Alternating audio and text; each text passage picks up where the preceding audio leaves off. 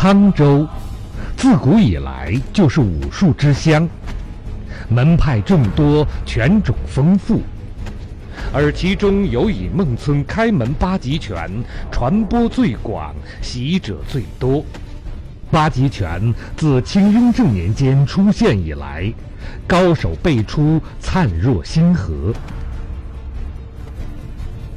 其中六世掌门人吴秀峰不仅继承家学，更独创了八极拳16大步、10大进别、8大手型及10多个武术套路，为八极拳的丰富及传播做出了重要贡献。吴秀峰，字海，回族，生于清光绪34年2月初4。孟村回族自治县孟村镇人，开门八极拳武氏掌门人吴慧清之子。他自幼因病耳聋，10多岁时才会说话，但内秀聪明，尤其对武术过目不忘，且不拘泥于成法，而能学中有创，为之一绝。吴秀峰幼年时随父习练八极拳，深得奥妙，且经常以沙袋缠腿练习极为刻苦，青年逐成大器。1926年，年仅18岁的吴秀峰开始在孟村宋庄子、江关屯设场授徒。1929年，在父亲的支持下，年轻的吴秀峰开始南下游历。他途经山东、上海、江西、浙江、广东、河南等地，以卖艺为生，遍访武林，以武会友。在江西苏区，曾被红军部队聘为武术教员，指导红军战士学习八极拳法。后因战事紧张，部队开拔，他又继续寻访之路。1931年，吴秀峰因武术名家韩化臣、左双臣、李广菊等联名邀请，赴山东枣庄传播八极拳。在枣庄传艺的时间里，吴秀峰胸怀坦荡，倾其所学，将八极拳所有套路毫无保留地都传授给枣庄的弟子。龙爷在枣庄曾经也教过拳。有一次呢，他应该说是这个出去赶集去或者干什么事儿啊，通过这个青纱帐，那地方有3个土匪，就早就埋伏在那儿了。所有路过的人一律把东西全放下，把衣服凡是皮毛的都得脱下来。3个土匪啊，占3个地儿，所以就这机会，龙爷给我们讲怎么打啊，一定要以多胜少，要各个击破。3个人呢，第一个人拿的是驳壳枪，第2个人呢拿的是3把大盖，第3个人呢拿的是棍子。这么3个人，龙爷在那道上走的时候就给截住了。我一看没得说了，把东西放下，东西放了，扒衣服。这时候呢，龙爷一看就把东西放了，脱衣服的时候呢就比较磨蹭啊，然后就看好了这个位置，因为他站中间嘛。这时候当脱到他这个咱们叫做秋衣的时候，老爷就故意的把这个蹬出来的时候呢，说脱不下来，他说老总你帮一下，他就奔这个边上这儿来了。这个拿着驳壳枪那个呢，就过去就帮他。这一帮的时候呢，这秋一蹬的时候就看不见老爷子手在哪儿了。拿驳壳枪这么在摘的时候，老爷过去叭一下就把这枪就给下来了，那人扑噜倒下了。旁边拿那个大盖枪那个呢，还没太注意了，老爷子过去把枪啪一枪头摁下去以后，一个踢手就把那打趴下了。对过拿那棍子那个还没反应过来，老爷拿枪头咚一下子，3个人就全倒下了。然后老爷子就把3个土匪全绑了，后来就交给铁头乐队了。1933年，吴秀峰赴天津设场授徒，他他的八极拳法及提溜刀法威震金门，被时称小霸王的沈嘉林等众多武林高手敬之为师。我这个说一说秀峰老先生第一次进京的这个故事吧，我就说，因为当时我这个事呢是听着吴兆海三大伯说的。他说他们到了天津以后，到第二天出来找个场地啊，就掰开刀枪剑戟，就在那哥俩就连上了。来个骑车子的，30几岁，五大三粗，对了，一看穿得干干净净的，又像个官员似的。结果哥俩就快收拾东西就进店了。到第二天，他说咱出去还练去。这找东西，哥俩又抱出去又聊点儿，俩人又练上了。练一阵呢，这家又来了，我不让你练，你还练？就是这个谁，秀峰先生就说了，说你是官方啊，你还是干这一行的？说我就是干这一行的，就是不让你练。说那个不行，那会儿咱就比试比试吧。说那家伙人高马大，大12岁。这个人呢，三大伯跟我讲过，他说叫沈嘉林，是国民党河东区主席。他的功夫当时在天津也算出类拔萃了。他在天津大公报登过报，就是说登报郑老师，在天津他就大有名气。说俩人上下手站好了，上来就我仆人就上来了。说这个谁秀峰先生，那现在练马叫直不松下，一个这样人，当一下就打到了，一下就闷那儿了。到这正摊照相架子那儿，他哪吃过这个亏啊？说一棍身起来照那个大枪跟联手了，就砸上手了。那就在比试期间，到那叫单刀领手了，人家砸在上手，他砸下手。然而正好的事儿，这一打招呼，一动手，说沈嘉林气的那个劲儿，就一拧枪，看我一捅了人家，一拧枪就捅来了。这个秀峰先生说一个他还一抬脚是往下一打，一抬脚这个枪就在这走空了，这么一贴水就走空了，一抬脚一个大手就打在他手底下了，动就切就说完了，说不敢动了。结果俩手刷了枪，这刷个手枪掉下来。说毕竟人家是干这一行的，深知这里的门道，胜者为师，败者为徒啊。马上磕头，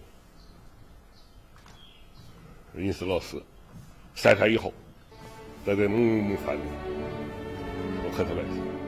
1934年，吴秀峰以打零工维持生活，并在天津各处同售7个场子，期间创立了天津八极拳建国武术社，慕名学习者达数百之众，使八极拳的影响力在天津迅速扩大。1937年，日军侵占华北地区，天津成为沦陷区。1940年，抗日武装找到他，请他帮助为沧州、盐山一带的八路军购买急需药品。他怀揣一颗爱国之心，想方设法购齐药品，并亲自护送至八路军驻地。1941年，吴秀峰被日军抓劳工，在押解途中，他用随身小刀偷偷割断绳子，出其不意打伤2名押车日军，使30-40名中国劳工成功脱险。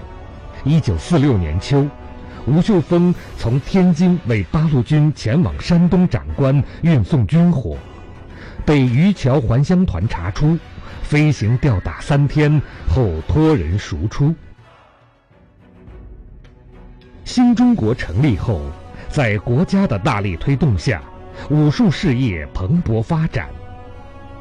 1953年，全国民族形式体育表演及竞赛大会在天津举办。吴秀峰积极报名参加，荣获表演1等奖。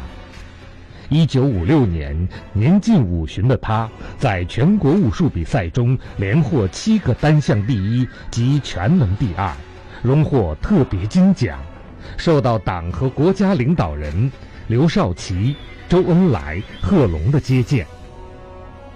时任国家体委主任的贺龙元帅亲去他处探望，并授予奖牌、锦旗各1。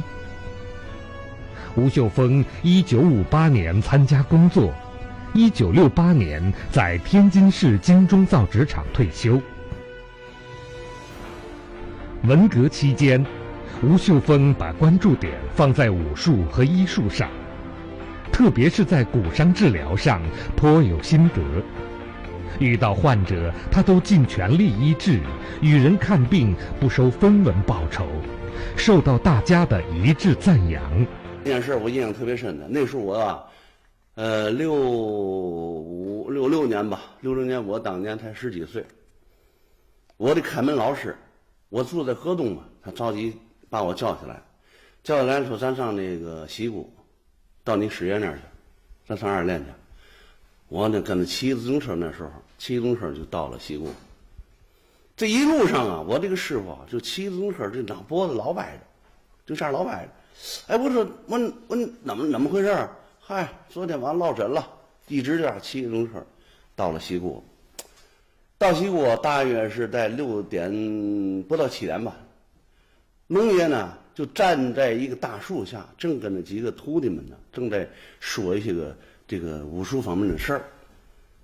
结果我这个师傅就过去了，歪着脖子就说了：“老师，我这脖子落枕了。”龙爷戴着眼镜，就没看他，还在那说。他看我老师看看，怎么的，没理我，有点磨磨唧唧的。刚好扭头走，就看龙爷一伸手，叭一巴掌就打在他那落枕那脖子上啊，一打一巴掌，好了。我那师傅，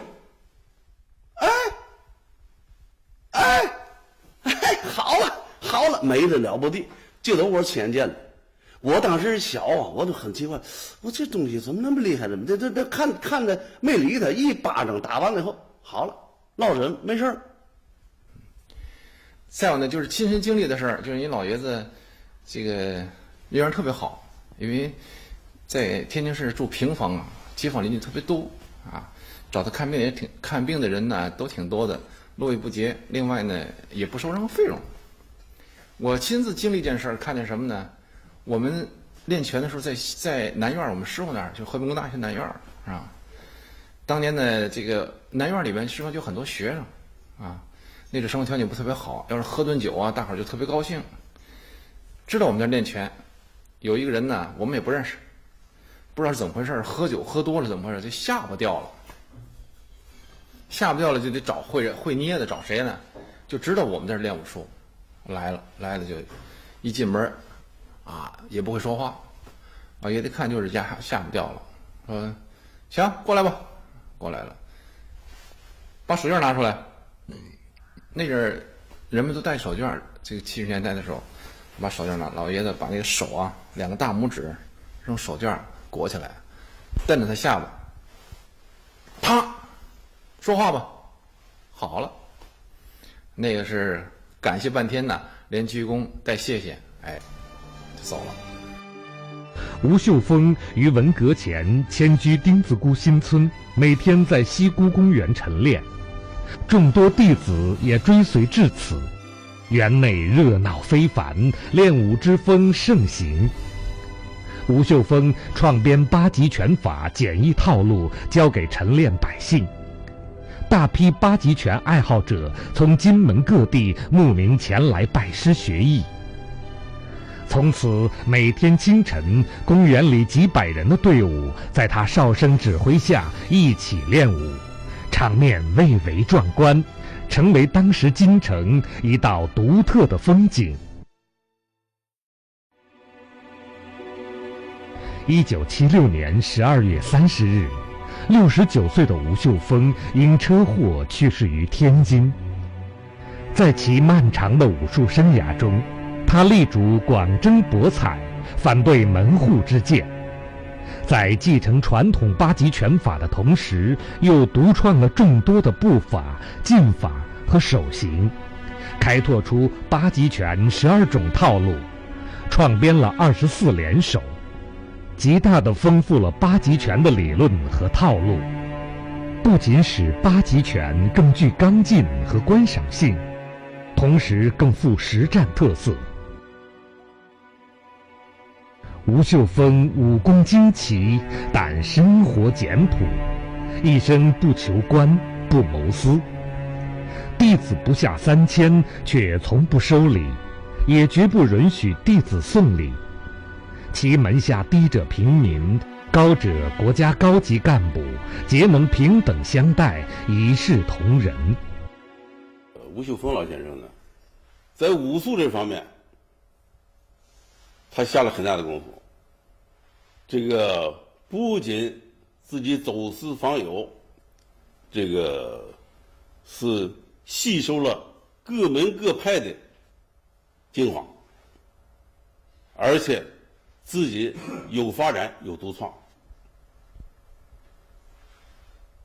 在这个现在我们八极拳所练的这个16步法、10大进别、8大手型，这都是秀峰先生自创的，用于实战也好，表演也好，都非常好看，非常有力得力。所以在这方面呢，这个对于八极拳的发展发挥了重要的作用。所以呢，这个吴秀峰先生啊，他不仅是发扬光大了吴慧清老人的这些个优良品质，而且呢，这个自己也有很多的成就，很多的特点，不失为一位著名的一代宗师。武风浩荡，岁月悠长。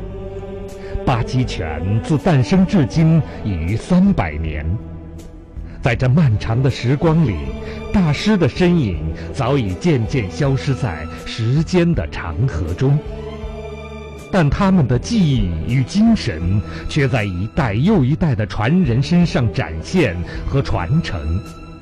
任光阴荏苒，却历久弥新，生生不息。